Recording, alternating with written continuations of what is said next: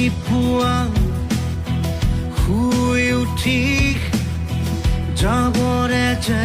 হয় স্কুললৈ গধুৰ চ' হোমৱৰ্ক নতুন চিনেমাখন আহি আছে মোৰ মই গান গাইছোঁ তাত আৰু মোৰ সকলোৱে জানে মোৰ যন্ত্ৰ গানটো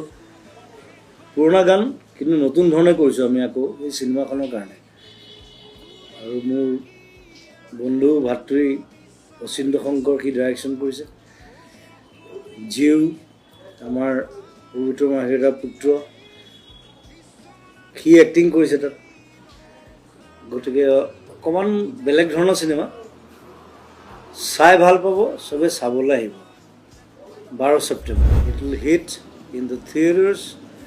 so we will go together to watch Homework. Complaint